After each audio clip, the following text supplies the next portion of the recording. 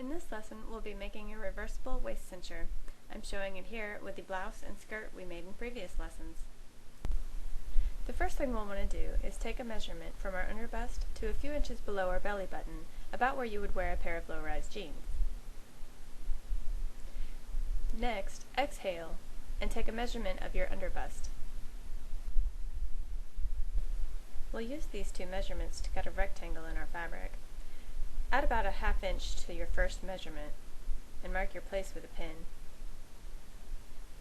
Then take about a ½ inch to an inch away from your second measurement.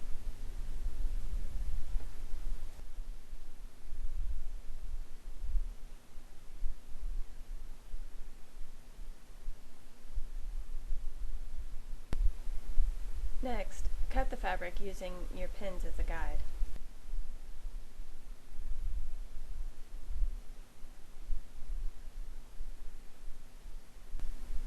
After you cut your fabric, fold it in half. We'll want to pin the middle half of the folded side.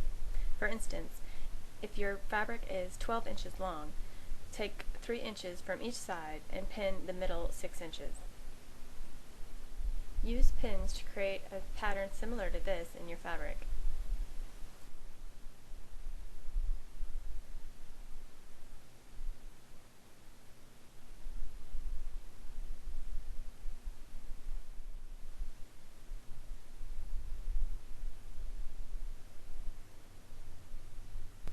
Next, cut along your line of pins.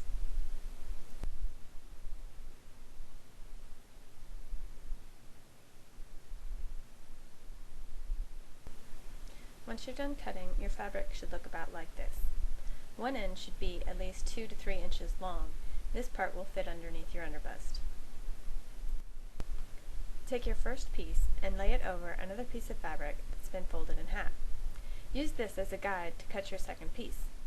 You can use the same type of fabric, or a different kind of fabric, to make the waist cinch reversible.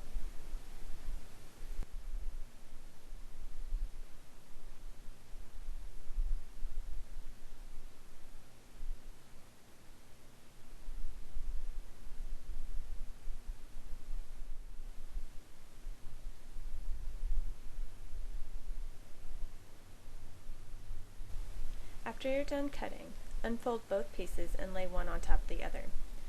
You might notice that they don't fit together perfectly, but that's okay. As long as the gaps aren't too big, it'll still look fine after the two pieces are sewn together.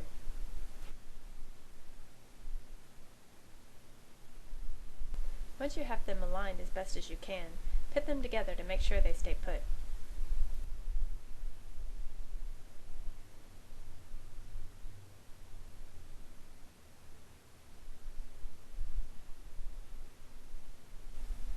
Sew them together, leaving the two long ends open. This way, you'll be able to pull it right side out again.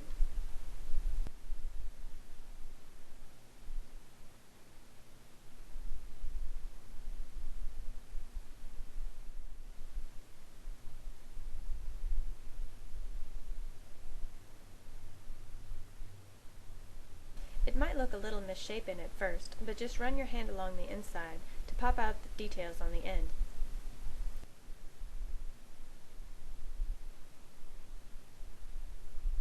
Now it's time to put our boning in place. I like to use the plastic boning that comes with the fabric around it. It's a good idea to get the kind that has a little extra fabric allowance on one side. This way you can sew it into place. This boning can be found at most hobby shops, but you might have to ask where it is.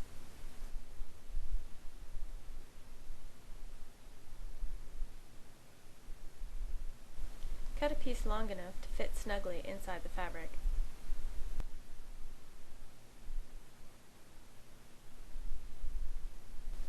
Place it about a ½ inch from the edge of the fabric. When you pin it, make sure you get the fabric that's attached to the plastic.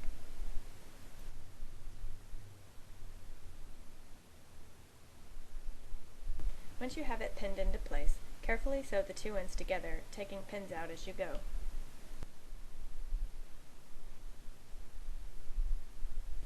Make sure you sew close enough to the boning to grab the attached fabric. Then just repeat the process on the other side. Now that our boning is in place, we can put on some trim.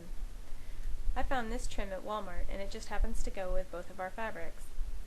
Cut a strip that's about an inch longer than the edge of your fabric.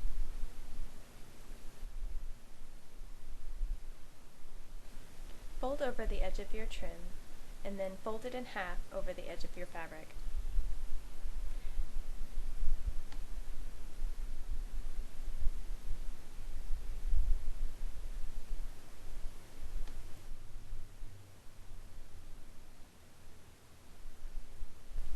Pin it into place, and then do the same to the other end of the fabric.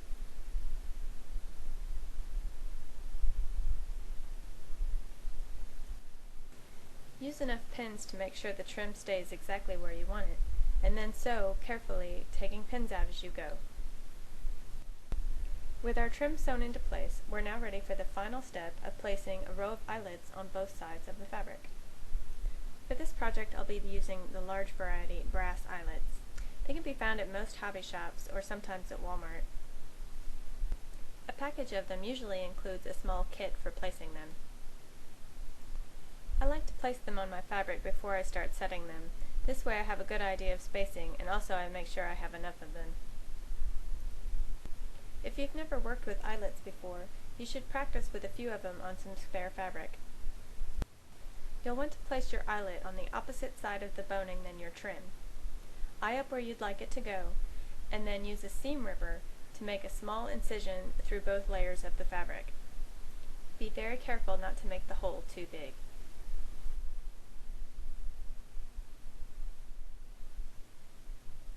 I like to use the dull end of my seam ripper as a guide to get my eyelet through to the fabric. A knitting needle could also be used to do this.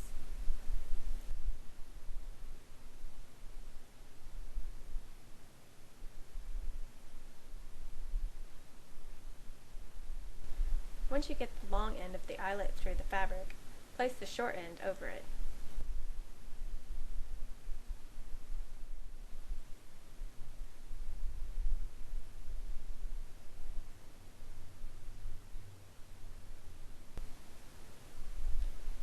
Take the bottom portion of the eyelet setting kit and put it on a hard surface.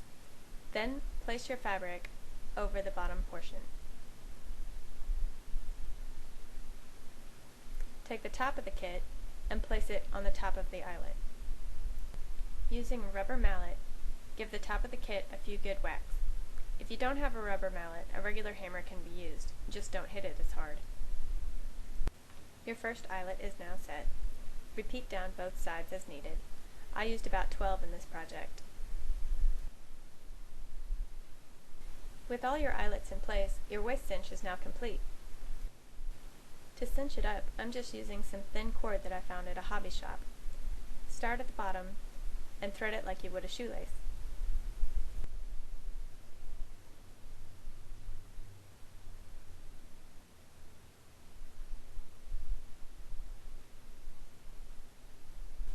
Tie a little bow at the top, and now you're ready to show it off. For a complete list of all the materials needed for this project, go to my website at scarboroughwear.com. Keep checking for more fun projects to come. Thanks for watching!